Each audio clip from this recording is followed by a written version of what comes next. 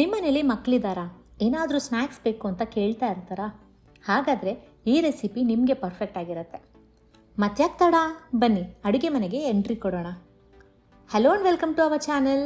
ನೀವಿನ್ನೂ ನಮ್ಮ ಚಾನಲ್ಗೆ ಸಬ್ಸ್ಕ್ರೈಬ್ ಆಗಿಲ್ಲ ಅಂದರೆ ಈ ಕೂಡಲೇ ಸಬ್ಸ್ಕ್ರೈಬ್ ಆಗಿ, ಹಾಗೆ ಬೆಲ್ ಐಕಾನ್ನ ಕ್ಲಿಕ್ ಮಾಡಿ. ಈ ವಿಡಿಯೋನ ಕಡೆ ತನಕ ನೋಡಿ, ಇಷ್ಟ ಆದರೆ ಒಂದು ಲೈಕ್ ಕೊಡಿ, ಫ್ರೆಂಡ್ಸ್ ಆ್ಯಂಡ್ ಫ್ಯಾಮಿಲಿ ಜೊತೆ ಶೇರ್ ಮಾಡಿ.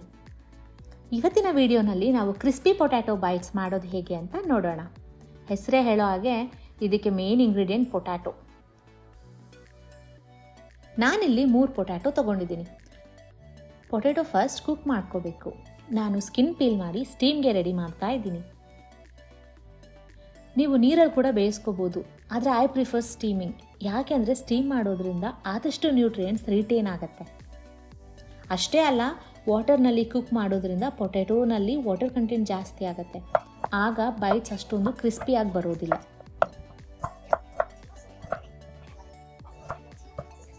ಸ್ಕಿನ್ ಪೀಲ್ ಆದಮೇಲೆ ಪೊಟ್ಯಾಟೊ ಸ್ಲೈಸಸ್ ಆಗಿ ಕಟ್ ಮಾಡಿಕೊಂಡು ಸ್ಟೀಮ್ಗೆ ಇಡ್ತಾ ಇದ್ದೀನಿ. ನಾನು ಮುಂಚೆನೇ ಹೇಳ್ತಾ ಇದ್ದೀನಿ, ಬರೀ ಮಕ್ಕಳಿಗೆ ಅಂತ ಸ್ವಲ್ಪ ಮಾಡೋಕ್ಕೆ ಹೋಗಬೇಡಿ. ಯಾಕೆ ಅಂದರೆ ತಿಂತಾ ಇದ್ರೆ ಹೇಗೆ ಖಾಲಿ ಆಯಿತು ಅಂತಲೇ ಗೊತ್ತಾಗೋದಿಲ್ಲ. ಕಡೆಗೆ ಇನ್ನೂ ಸ್ವಲ್ಪ ಮಾಡಿದರೆ ಚೆನ್ನಾಗಿರ್ತಿತ್ತು ಅಂತ ಅನಿಸುತ್ತೆ. ಆಲೂಗಡ್ಡೆ ಕುಕ್ ಆದಮೇಲೆ ಅದನ್ನು ಮ್ಯಾಶ್ ಮಾಡ್ಕೋಬೇಕು. ನಾನಿಲ್ಲಿ ಫೋರ್ಕಿಂದ ಮ್ಯಾಶ್ ಮಾಡ್ತಾ ಇದ್ದೀನಿ. ನೀವು ಕೈಯಲ್ಲಾದರೂ ಮ್ಯಾಶ್ ಮಾಡ್ಬೋದು ಅಥವಾ ಮ್ಯಾಶರ್ನ ಕೂಡ ಯೂಸ್ ಮಾಡ್ಬೋದು.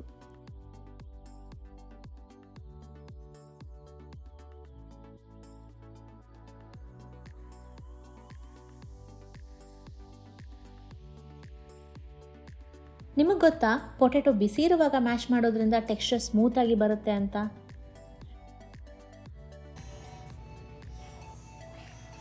ಈಗ ನಾನು ಒಂದು ಬೆಳ್ಳುಳ್ಳಿ ಹೆಸರನ್ನ ತುರಿದು ಸೇರಿಸ್ತಾ ಇದ್ದೀನಿ. ಬೆಳ್ಳುಳ್ಳಿ ಒಂದು ಒಳ್ಳೆ ಘಮ ಮತ್ತು ಫ್ಲೇವರ್ ಕೊಡುತ್ತೆ. ಅಷ್ಟೇ ಅಲ್ಲ, ಇದರಿಂದ ಹೆಲ್ತ್ ಬೆನಿಫಿಟ್ಸ್ ಕೂಡ ಇದೆ, ಸಚ್ ಆಸ್ ಇಮ್ಯೂನ್ ಸಿಸ್ಟಮ್ ಬೂಸ್ಟ್ ಮಾಡುತ್ತೆ.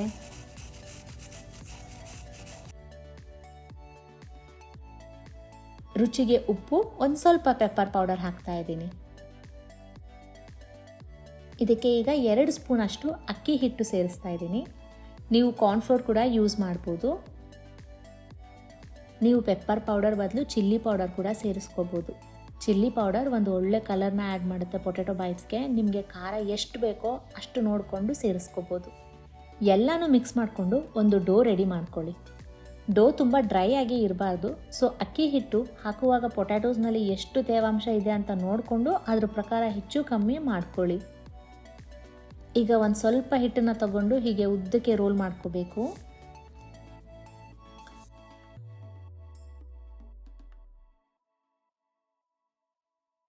ಇದನ್ನು ನಿಮಗೆ ಬೇಕಾಗಿರೋ ಲೆಂತ್ಗೆ ಕಟ್ ಮಾಡ್ಕೊಳ್ಳಿ. ನಾನು ಸುಮಾರು 1.5 ಇಂಚಿಗೆ ಕಟ್ ಮಾಡ್ತಾ ಇದ್ದೀನಿ.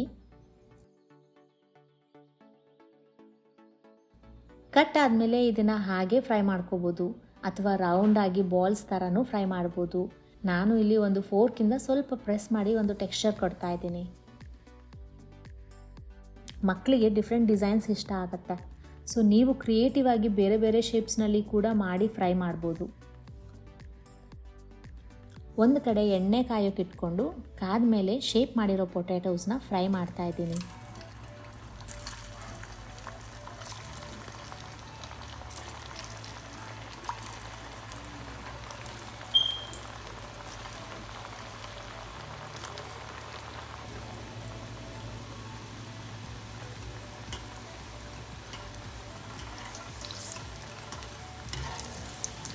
ಫಸ್ಟ್ ಬ್ಯಾಚ್ ಆಗೋ ಅಷ್ಟರಲ್ಲೇ ನನ್ನ ಮಗ ಬಂದ.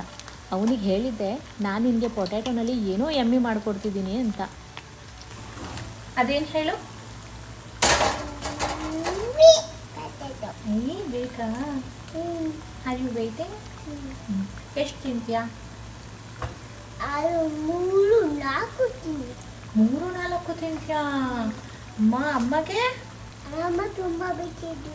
ಹೌದು, ತುಂಬ ಬಿಸಿ ಇದೆ, ವೆಯ್ಟ್ ಮಾಡಿ.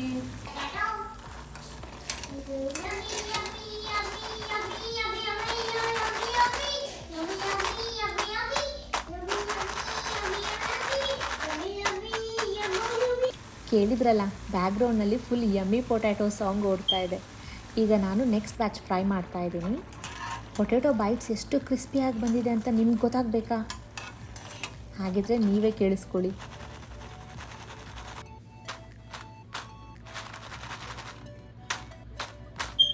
ಆ ಸೌಂಡ್ ಕೇಳ್ತಾ ಕೇಳ್ತಾ ತಿನ್ನೋ ಆಸೆ ಅಂತೂ ಇನ್ನೂ ಜಾಸ್ತಿ ಆಗ್ತಾ ಇದೆ.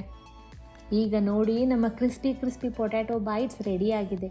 ಇದನ್ನು ಹಾಗೆ ತಿನ್ಬೋದು ಅಥವಾ ಕೆಚಪ್ ಜೊತೆಗೆ ಸರ್ವ್ ಮಾಡ್ಬೋದು. ನಿಮಗೆ ಈ ವಿಡಿಯೋ ಇಷ್ಟ ಆಗಿದರೆ ಲೈಕ್ ಮಾಡಿ, ಬೇರೆಯವ್ರಿಗೂ ಶೇರ್ ಮಾಡಿ. ಮತ್ತಷ್ಟು ರೆಸಿಪೀಸ್ಗೆ ಗಂಧದ ಗುಡಿ ಕ್ರಾನಿಕಲ್ಸ್ನ ಫಾಲೋ ಮಾಡೋದು ಮರಿಬೇಡಿ.